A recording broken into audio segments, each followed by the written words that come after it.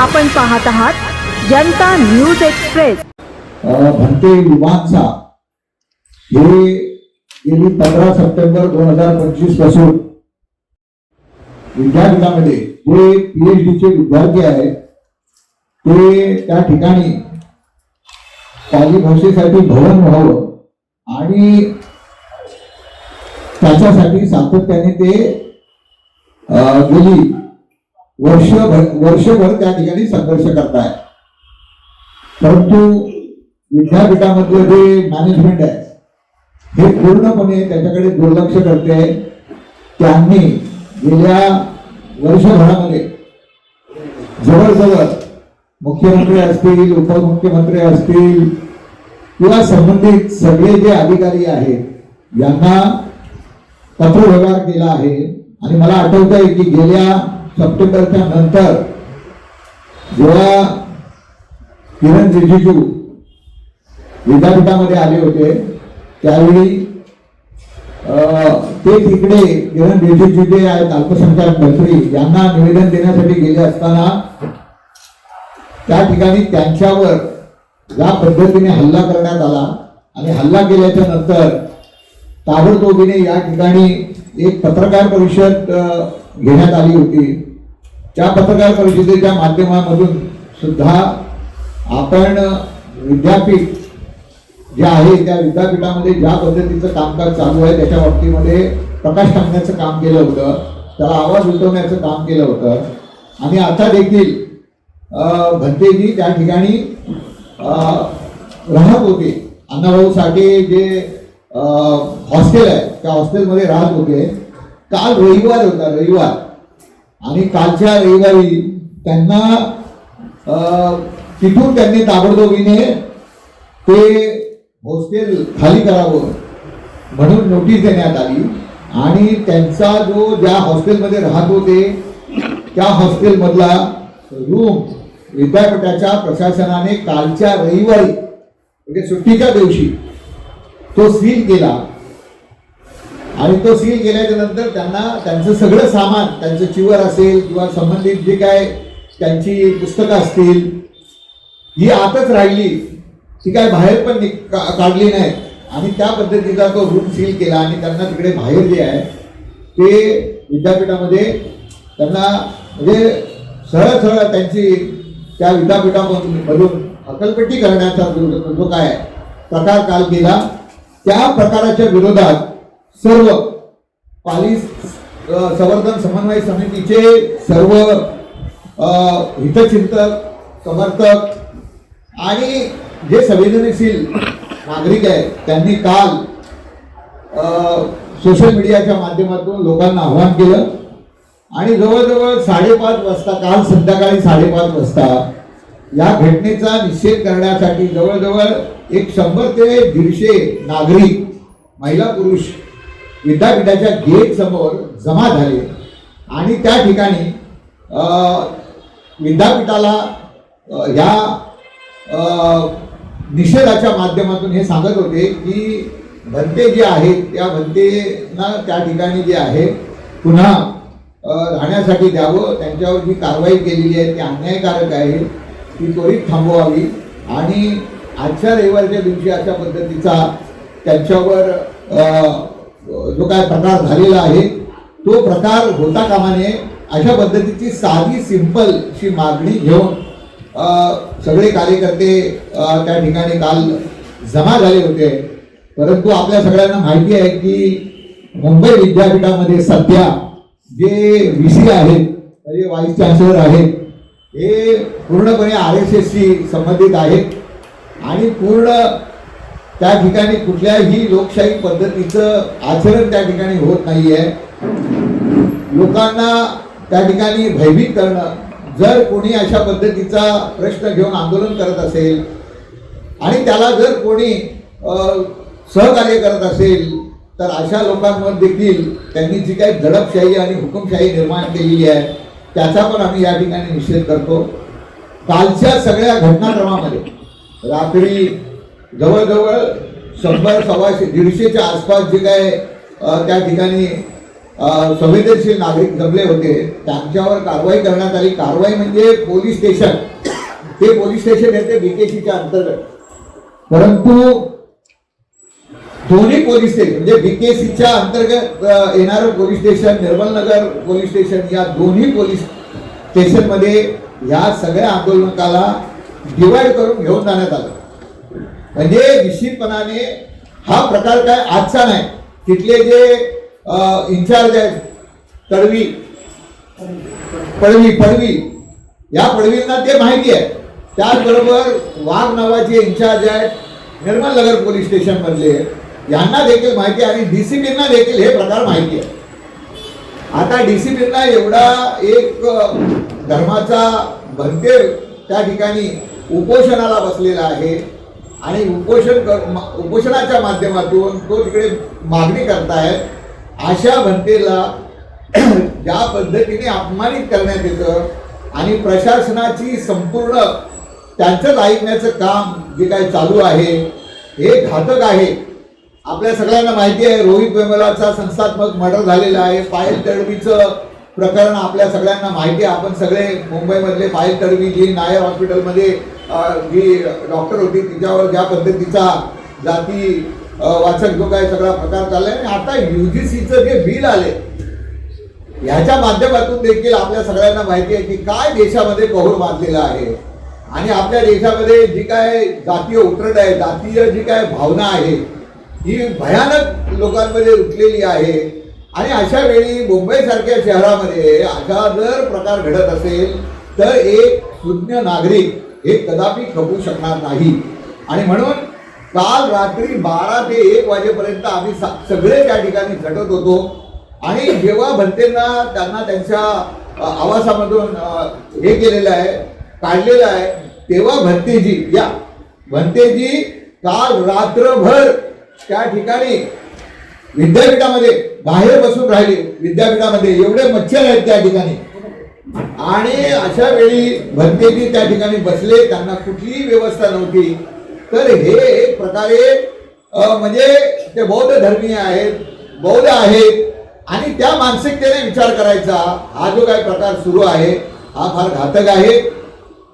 Police ज्या पद्धतीने हे सगळं हाताळत आहे, पोलीस म्हणजे काय की एखाद्या समजा सरकारी कार्यालयावर एखादा कुठल्या प्रश्नाला मोर्चा गेला किंवा काय गेला तर पोलीस तिथे असतात आणि पोलीस काय करतात त्याचं शिष्टमंडळ घेऊन जातात. मग हे पोलिसांनी का करू नये, का केलं नाही, हा आमचा प्रश्न आहे.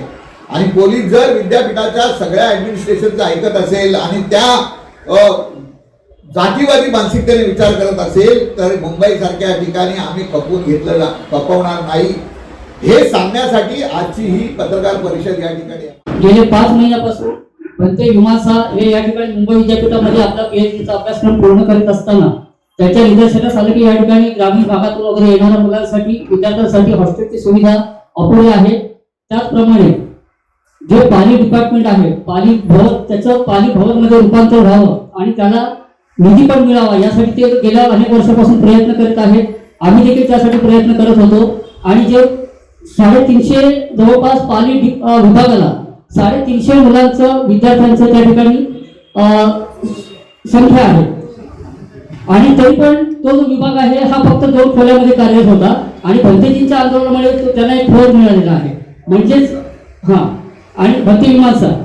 परंतु खऱ्या अर्थानं जर मुंबई विद्यापीठामध्ये जर एवढ्या प्रमाणावर जर कुठल्या डिपार्टमेंटला कुठल्या भाषेला जर कोणी विद्यार्थी असतील तर ते फक्त पाली या विषयासाठी आहे. म्हणून त्यांची वाढती विद्यार्थी संख्या लक्षात घेता त्यांना स्वतंत्र पाली भवनाची आवश्यकता निर्माण होती. इतर त्या ठिकाणी संस्कृत भवन आहे, मराठी भवन आहे, उर्दू भवन आहे, आता नवीन पर्शियन भवन देखील बनतंय. पर्शियन भवनाची मागणी पण कुणाची नाही तरी देखील त्या ठिकाणी 10 कोटी रुपये स्मृती इराणीने पास करून घेतल्या. ज्या कॅबिनेट मंत्री होत्या अल्पसंख्याक मंत्री त्यांनी एवढा मोठा निधी देऊन पर्शियन भवन देखील त्या ठिकाणी होते. परंतु पाली डिपार्टमेंटला 350 विद्यार्थ्यांचं संख्याबळ असताना देखील त्या ठिकाणी त्यांना तुटपुंजा व्यवस्थेमध्ये आपला अभ्यासक्रम पूर्ण करावा लागत असताना ही जी काही अनागोंदीचा जो कारभार त्या ठिकाणी होता म्हणून भंतेजींनी त्या विरुद्ध आवाज उठवला.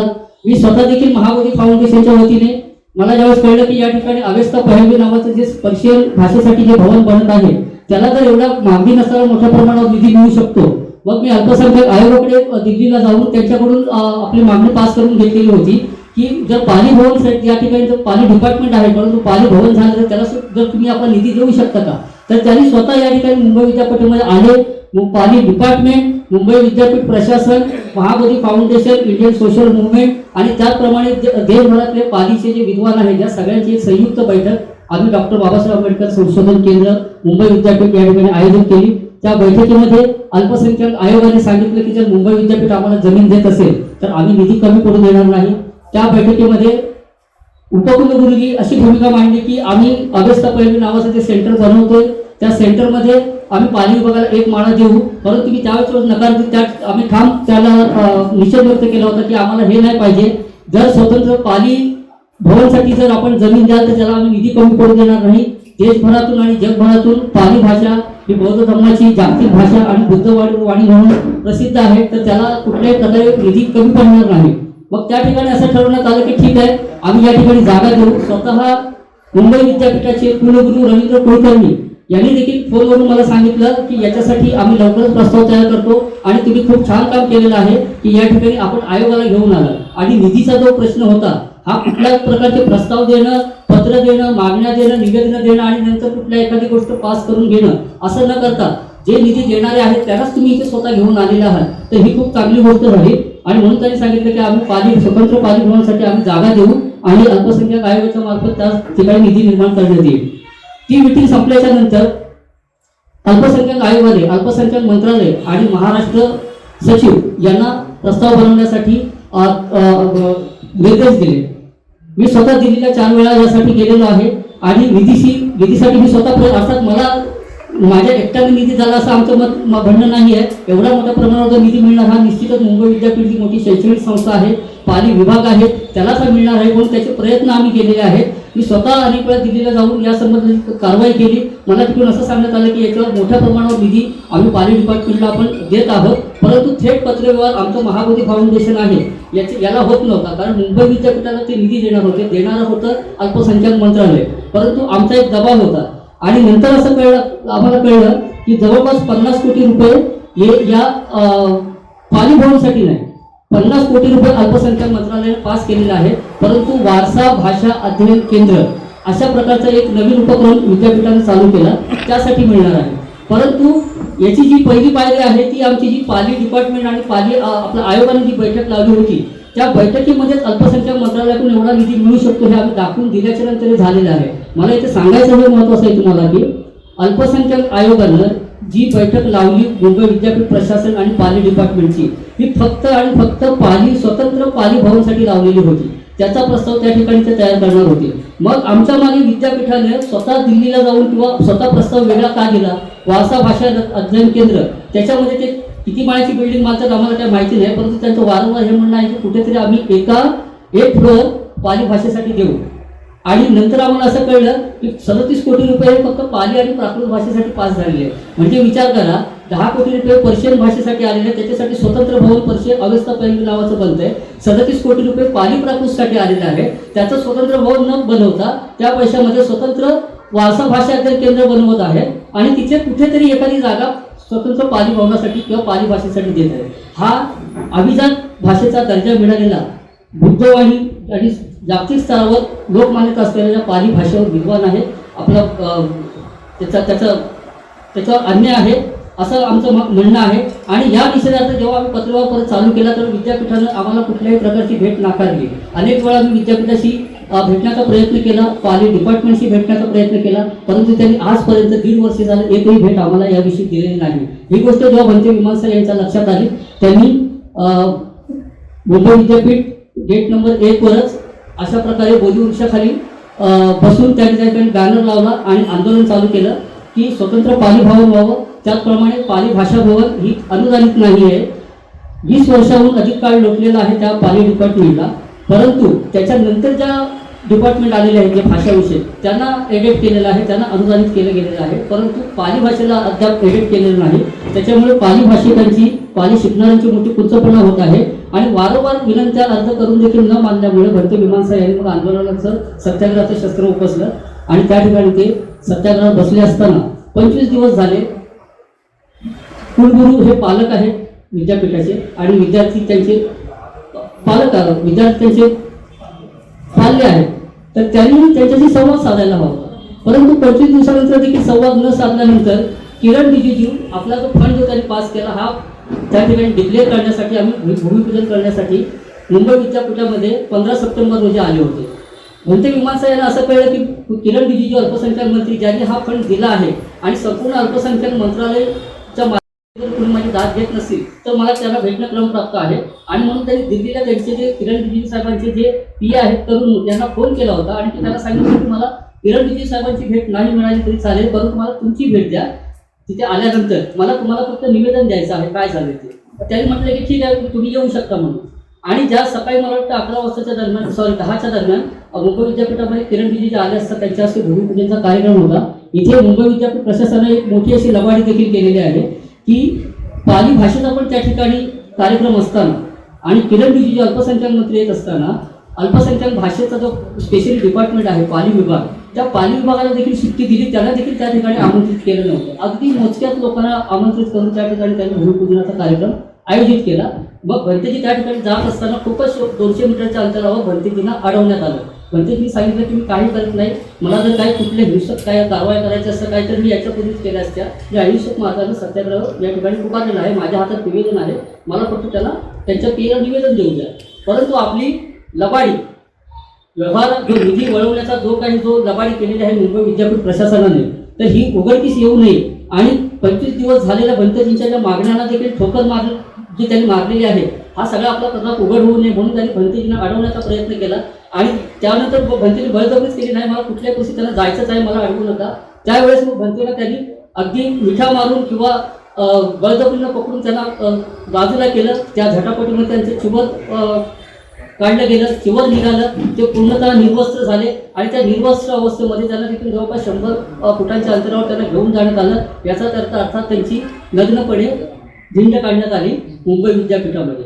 एखाद्या बौद्ध भिक्खूला अशा प्रकारे नग्न करून त्याची झिंड काढणं, त्याला बेशुद्ध करणं असा आश्लाघ्य प्रयत्न हा मुंबई विद्यापीठ प्रशासनाच्या मार्फत तिथले जे सुरक्षा रक्षक आहेत बाळासाहेब थरात आणि त्यांचे इतर सहकारी हा यांनी केलेला आहे. ती घटना झाल्याच्या नंतर बेशुद्ध असलेल्या भंतेजींना हॉस्पिटलमध्ये नेण्यावर त्यांनी बीकेसी पोलीस स्टेशनला नेलं आणि बीकेसी पोलीस स्टेशनला त्यांनी त्यांची अवस्था बघून पोलिसांनी त्यांना भावा हॉस्पिटल या ठिकाणी ऍडमिट केलं. त्यानंतर मग भंतेजी परत ICU मधून आणि उपचार झाल्यानंतर परत त्यांचं सत्याग्रह आंदोलन चालू आहे.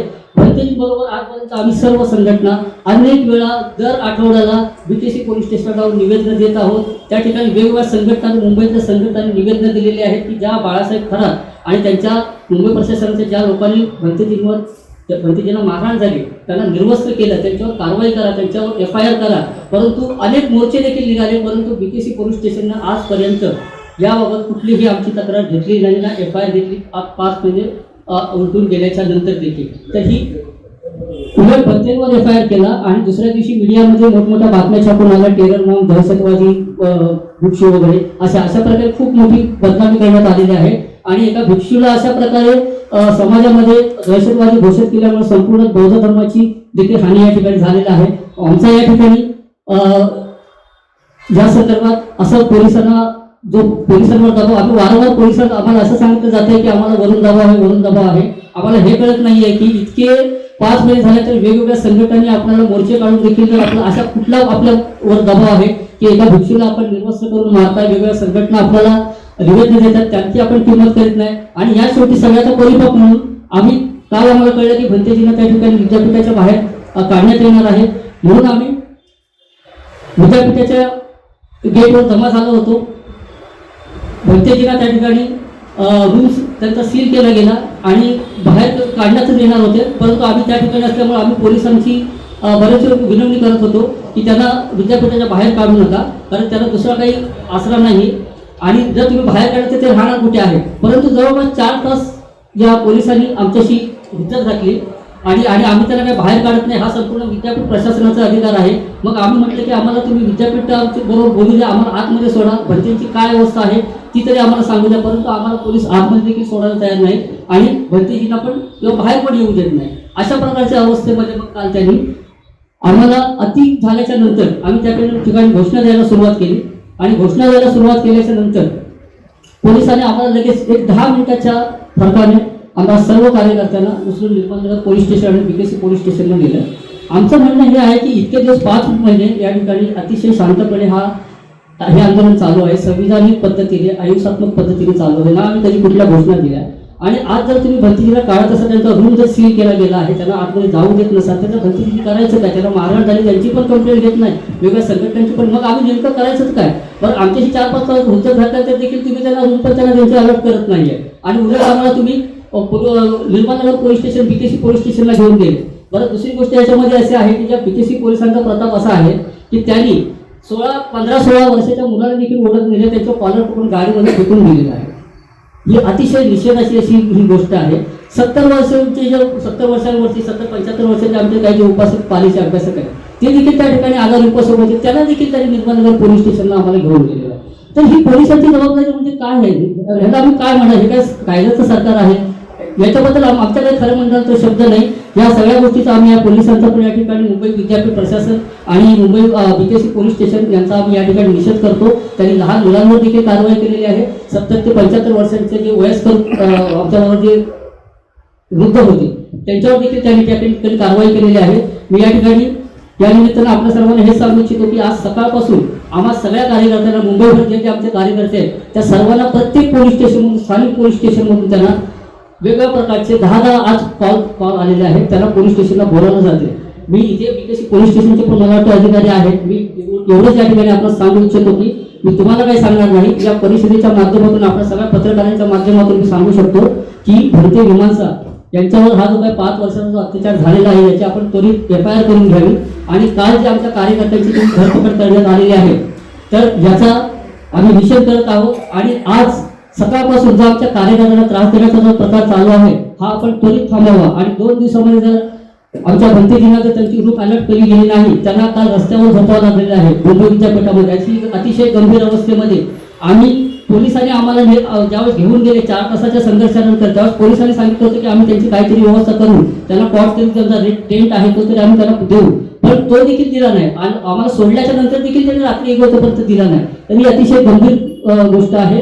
या 2 दिवसामध्ये जर भंतेजींना त्यांची रूम जर अलॉट करून दिली नाही, बाळासाहेब खरात आणि जे संबंधित जे अधिकारी आहेत त्यांच्यावर जर कुठल्याही प्रकारची जर कारवाई नाही झाली तर या 2 दिवसानंतर या मुंबई विद्यापीठासमोर संपूर्ण मुंबई आणि महाराष्ट्राच्या वरील उग्र आंदोलन छेडण्यात येईल, याची आपल्या सर्वांनी नोंद घ्यावी. तसेच भगवंत ज्ञान ज्योती महाथेरो हे अखिल भारतीय भिक्खू संघाचे प्रमुख आहेत. ते देखील त्यांनी देखील या आंदोलनाला आपला पाठिंबा व्यक्त केलेला आहे आणि ते देखील या आंदोलनामध्ये सहभागी होतात अशी त्यांची सूचना आलेली आहे. सविनय जय भीम. सर्व पत्रकार बंधूंचे खूप खूप धन्यवाद. 30 जानेवारी रोजी आम्ही रोहित वेमुला यांचा जन्मदिवस, शहादा दिवस साजरा करण्याचं ठरविलं होतं मुंबई विद्यापीठामध्ये. का तर तो विद्यार्थी विद्यापीठाशी निगडीत आहे आणि त्याला श्रद्धांजली वाहिली गेली पाहिजे या शुद्ध भावनेने आम्ही 30 तारखेला विद्यापीठाच्या प्रांगणात भंतेजीच्या आंदोलनस्थळी तिथे पंचशील घेऊन त्यांना श्रद्धांजली वाहण्याचा आमचा छोटासा कार्यक्रम होता. आणि त्याच दिवशी भंतेजींवरती कारवाई होणार होती 2 वाजताच्या सुमारास. परंतु त्या दिवशी विद्यापीठाने आमचा तो कार्यक्रम पाहून आणि त्याच्या पूर्व संध्येला आम्ही बीकेसी पोलीस स्टेशनला पण इंटिमेशन दिलं होतं की अशा प्रकारची काही कारवाई होऊ नये, कारण ती चुकीची, अमानवी आहे आणि असंविधानिक आहे. विद्यापीठाने जी काही नोटीस पाठवलेली आहे ती अत्यंत चुकीची नोटीस आहे की त्यांना वसतिगृह खाली करण्यासंदर्भात त्यांनी नोटीस बजावली होती, पुन्हा आंदोलनस्थळ खाली करण्यासंदर्भात नोटीस बजावली होती. त्यानंतर एक नोटीस फार उशिरा आली की अशी की त्या ठिकाणी जे तथागत भगवान बुद्ध बोधिसत्व डॉक्टर बाबासाहेब आंबेडकर यांची प्रतिमा आहे, रोहित वेमुला यांची प्रतिमा आहे, त्यात त्यांनी असं सांगितलं की ते उघड्यावर आहे. स्वतः भिक्खू म्हणून आम्ही त्या प्रतिमाला तिथे स्थापन करून तो छोटा खाली जयंतीचा एक कार्यक्रम त्या ठिकाणी संपन्न केला. आणि त्याच्या आम्हाला गाफील ठेवून 1 तारखेला भंते विमानसांचा पहाटे ते फोटो हटवण्याच्या निमित्ताने त्यांनी संपूर्ण भंतेचा टेंट, आंदोलनस्थळ, बॅनर हे सर्व काही तिथून हटवून टाकलेलं आहे.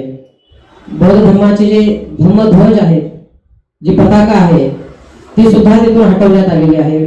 आणि भंतेजीची जी वसतिगृह आहे त्याला लॉक लावलेलं आहे, सील करण्यात आलेलं आहे.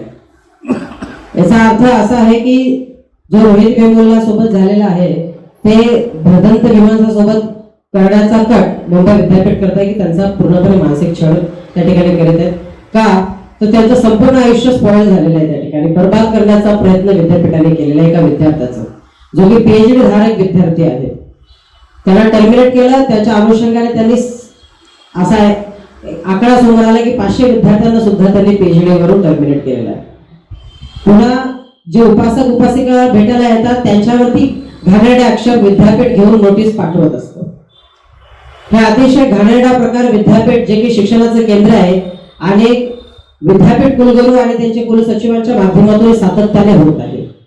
मागण्या एकदम साध्या आणि सोप्या की इंटरनॅशनल लँग्वेज असणारी, जागतिक लेवलची भाषा असणारी, बुद्धाची वाणी असणारी ती पाली भाषा, त्या पाली भाषेसाठी आंदोलन छेडलं गेलेलं आहे आणि ते अतिशय शांततेत आणि सैद्धांतिक मार्गाने. 15 सप्टेंबर रोजी किरण रिजिजू अल्पसंख्याक मंत्री आल्याच्या नंतर, त्याच्या काही दिवसानंतर जो काही प्रकार झाला, भंतेजींना मुस्कटदाबी झाली, भंतेजी निर्वस्त्र झाले, भंतेजी हॉस्पिटलमध्ये होते. त्याच्यानंतर अनेक लोक भंतेजींना भेटायला आले. त्याच्यामध्ये होते सिद्धार्थ खरात एमएलए, आमदार मैखरचे बुलढाणा जिल्ह्यामधील. तर ते आणि मी आणि आमचे काही सहकारी विद्यापीठाच्या कुलकर्णी सरांना कुलगुरूंना भेटण्यासाठी गेलो असता त्यांनी आम्हाला सांगितलं की एक 2 वाजताची वेळ उद्याची ठेवूया आणि आपण मिनिट काढूया आणि आपण भंतेजींसोबत मीटिंग करूया. आम्हाला इथे 2 वाजताची वेळ दिली. मी संपूर्ण बौद्ध समाजातील वरिष्ठ उपासक उपासिका आणि कार्यकर्त्यांना बोलवून घेतलं आणि आमची दिशाभूल करून सह्याद्रीवरती कुलसचिव आणि प्रकुलगुरू आणि आमच्या एका धर्मगुरूला तेथे बोलवून आणि रामदासजी आठवले सरांना बोलवून एक शासकीय मीटिंग असं सांगून तिथे राज्यपाल येणार आहेत, तिथे सीपी येणार आहेत आणि तिथे शिक्षण मंत्री येणार आहे अशी फसवणूक करून आम्हाला बोलवलं. तिथे म्हणजे भंतेजींना बोलवण्यात आलं. 2 वाजताची वेळ इथे विद्यापीठात दिली, इथे मीटिंग होणार आहे आणि 2 वाजताची वेळ सह्याद्रीवरती दिली. ही जाणीवपूर्वक आमची दिशाभूल करण्याचं विद्यापीठाने कारस्थान त्या ठिकाणी रचलं.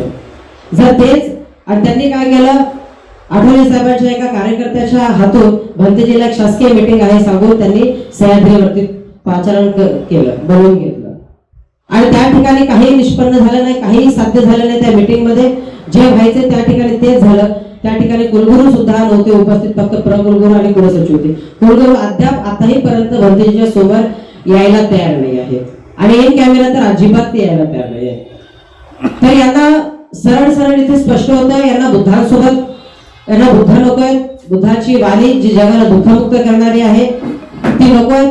पाली विभाग ज्या पद्धतीने सुरू आहे, जे विद्यार्थी तिथे जे शिकायला येतात ते एजंट विद्यार्थी आहेत, ते तिथे दान देतात आणि ते विभाग चालवतात. भंतेजी जेव्हा म्यानमारवरून इथे शिकायला आले त्यांनी पुन्हा पीएचडी साठी ऍडमिशन घेतलं.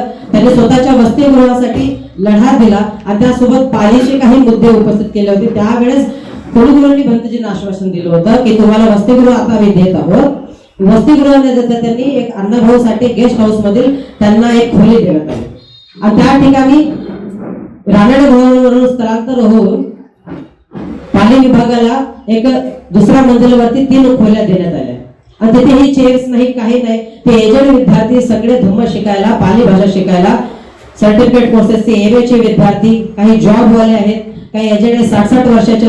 ते आंदोलनामध्ये तर असे येऊ शकतच नाही, परंतु त्यांनाही दुसऱ्या दिवशी विद्यापीठाने आमच्या शिक्षक लोकांना आणि विद्यार्थ्यांना धमकावून आलं, तुम्हाला आम्ही नापास करू, फेल करू आणि तुम्ही या भंतेजींसोबत आंदोलनामध्ये सहभागी व्हायचं आहे. अशा मुळे आमचे ते विद्यार्थी त्या ठिकाणी, ते एजंट विद्यार्थी, वयस्कर असणारे विद्यार्थी जे पाली शिकायला येतात त्यांना सुद्धा धमकावून देण्यात आलेले. परंतु ही जी मागणी आहे ही संपूर्ण भारतभरातील विद्यार्थ्यांच्या भवितव्याची मागणी आहे. कारण विद्यापीठामध्ये 300 हॉस्टेल्स, वसतिगृह झाले पाहिजे जे भारतभरामधून विद्यार्थी तिथे राहतील, शिकतील. कारण मुंबई सारख्या परिसरामध्ये, कलिला सारख्या परिसरामध्ये विद्यार्थी अफोर्ड करू शकणार नाही भाडं आणि ते राहू शकणार नाही. अक्षरशः किती सारे फोन मला येतात की भंतेजी आम्हाला पाली विभागामध्ये ऍडमिशन घ्यायचा, प्रवेश घ्यायचा आहे, परंतु आम्ही राहायचं कुठं. तर पाली विभागातले शिक्षक म्हणतात की मुंबई विद्यापीठामध्ये आता 1 वर्ष झालं की मुलींसाठी 2 सीट्स आहे आणि विद्यार्थ्यांसाठी, मुलांसाठी एकही सीट्स नाही आहे, वसतिगृह नाही आहे, त्यांनी कुठे जायचं.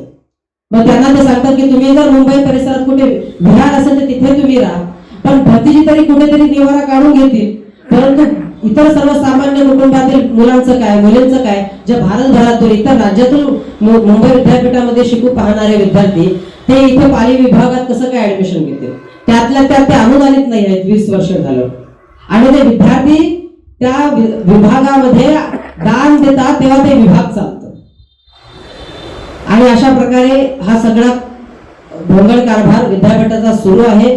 काल विद्यापीठात मी भंतीजी सोबत होतो, कारण भंतींच्या जीवाला धोका आहे. कधी तिथून सीपी साहेब डीसीपीला ऑर्डर देतात आणि डीसीपी साहेब पीए साहेबांना कंट्रोल करतात. पीए साहेब म्हणतात माझ्या हातात काय नाही, तुम्ही वरती जा. आणि मग डीसीपी साहेब तिथे मूग घेऊन गप्प बसतात, ते मान हलवतात आणि मग ते सीपी कडे जा म्हणतात. म्हणजे असे आम्हाला पडवा पडवीचे काम इथलं सरकार या ठिकाणी, मी तर म्हणत ब्राह्मणांचं सरकार या ठिकाणी अशा पद्धतीने बौद्ध धर्माचा घात करतात, बौद्ध धर्माच्या विरोधामध्ये काम करत आहे. तरी ब्राह्मणशाही चालणार नाही. भंतीजीचं वसतिगृह सील लॉक केलेलं आहे. त्या खोलीमध्ये भंतीचे सगळे वस्त्र आहेत. भंतीच्या अंगावर फक्त आता सध्या एकच वस्त्र आहे. त्यांच्याकडे त्यांचे डॉक्युमेंटची फाईल आहे, पुस्तकांची बॅग आहे. आणि जिथं आंदोलन स्थळ रोज जिथं सत्याग्रहाला बसलेले आहेत भंतेजी, त्या ठिकाणी कालची रात्र इतकी भयंकर गेलेली आहे की त्या मच्छरांमध्ये मलाही त्यांच्यासोबत तिथे त्या ठिकाणी झोपावं लागलेलं आहे. भंतेजी त्या मच्छरांमध्ये तिथे अक्षरशः 1-2 तासच झोपले आम्ही दोघं जण पूर्ण रात्रभर. आणि काही होऊ शकतं. भंतेजींनी आता सध्या मात्र इशारा दिलेला आहे आमरण उपोषणाचा, मात्र अजून डिक्लेअर नाही केलेला आहे. पण जर येणाऱ्या काळामध्ये जर तशी वेळ आली, तशी अधिष्ठान आणि तसा निर्णय घेण्याची जर भंतेजीवर वेळ आली, तर मग संपूर्ण भारतातील आणि महाराष्ट्रातील बौद्ध समाज गप्प बसणार नाही, भिक्खू संघ गप्प बसणार नाही. मुंबई विद्यापीठाच्या समोरील गेट असेल, रोड असेल, मग कुठलाही जागा असेल, तिथे समाज तिथेच ठिय्या मांडेल. मग याला सर्वस्व जबाबदार मुंबई विद्यापीठ असेल, मुंबई पोलीस प्रशासन असेल आणि हे सरकार असेल. एवढं मी या ठिकाणी बोलेन. धन्यवाद. अमेरिकेमध्ये बौद्ध भिक्षू शांती मार्च करतायत आणि अमेरिकेच्या लोकसंख्येच्या आधारावर 1.5% समाज त्या ठिकाणी बौद्ध होतो. आणि त्या संपूर्ण भिक्खू संघाला त्या ठिकाणी सुंदर असं त्यांचं प्रदर्शन केलं जात आहे, त्यांचं स्वागत केलं जात आहे, त्यांना अनेक प्रकारे दान केलं जात आहे. ही अमेरिकेतली परिस्थिती आहे. आणि ज्या भारतामध्ये भगवान बुद्धाचा जन्म झाला आणि या भारताला एक नवीन ओळख मिळाली, त्या भारतामध्ये बौद्ध भिक्षूंची अशी अवस्था आहे. काल रात्रभर भंतेजी मुंबई विद्यापीठाच्या गेटच्या आतमध्ये अक्षरशः रोडवर रात्रभर झोपलेले आहेत.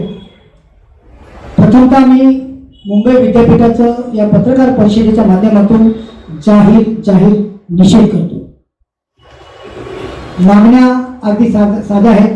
गेल्या 5 महिन्यापासून आमचा प्रयत्न आहे की शांत पद्धतीने मुंबई विद्यापीठाने आमचं म्हणणं ऐकावं. भंतेंच्या मागण्या संदर्भात त्यांनी सकारात्मक भूमिका घ्यावी. मागण्या आमच्या काय आहेत? पाली विभागाला शासकीय अनुदान मिळावं. मुंबई विद्यापीठामध्ये असे काही विभाग आहेत तिथे 20 ते 25 विद्यार्थी आहेत, पण ते अनुदानित आहेत. परंतु एकंदरीत 300-350 विद्यार्थी असणारा पाली विभाग गेल्या 20 वर्षापासून मुंबई विद्यापीठामध्ये आहे, परंतु त्याला अनुदान नाही. मुंबई विद्यापीठामध्ये मराठी भवन आहे, संस्कृत भवन आहे, फारसी भवन आहे. आता नव्याने त्या ठिकाणी 13 करोड रुपये फारसी भवनासाठी प्राप्त झालेले आहेत. मग मराठी भवन आहे, संस्कृत भवन आहे, फारसी भवन आहे, उर्दू भवन आहे, मग तिथं पाली भवन का नसावं? जर पालीचे इतके विद्यार्थी आहेत तर ही साधी मागणी भंतेजी घेऊन गेल्या 165 दिवसापासून बसलेले आहेत. आणि काल सकाळपासूनच भंतेजींच्या आजूबाजूनी मुंबई विद्यापीठाने ज्या पद्धतीने घेराव घातला ते फार निंदनीय होतं. एका बौद्ध भिक्षूवर अशा पद्धतीने अन्यायकारक त्यांना वागणूक देणं हा बौद्ध धर्माचा, भारतामधल्या बौद्ध धर्माचा हा फार मोठा नुकसानाचं असं सगळं वातावरण या ठिकाणी झालेलं आहे. भंतेजी ज्या ठिकाणी बसले होते त्यांचा टेंट गायब केला. आता सध्या भंतेची परिस्थिती अशी आहे, त्यांचा रूम देखील सील केलेला आहे. साधं त्यांना रात्री मोबाईल चार्ज सुद्धा करून दिलं गेलं नाही. आणि रात्रभर कशा पद्धतीने त्यांनी दिवस काढले, रात्र काढली आम्हाला माहिती नाही. आम्ही रात्रभर जवळजवळ 12:30पर्यंत आम्ही काल बीकेसी विद्यापीठाच्या आजूबाजूलाच होतो. परंतु आम्हाला सुरुवातीला सांगितलं गेलं की तुम्ही काही टेन्शन घेऊ नका, भंतेची व्यवस्था आम्ही करतो. ते काही गृहस्थ व्यक्ती नाही आहेत, ते एका धर्माचे धर्मगुरू आहेत.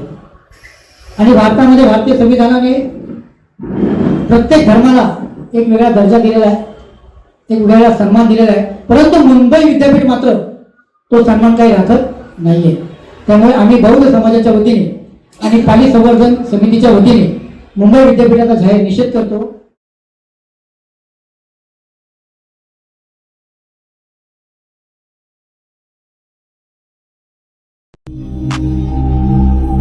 अचूक बातम्या, निपक्षपाती विचार, अन्यायाविरुद्ध वाचा फोडणारे परखड विचारांचे सार्वभौम दैनिक प्रजासत्ताक जनता.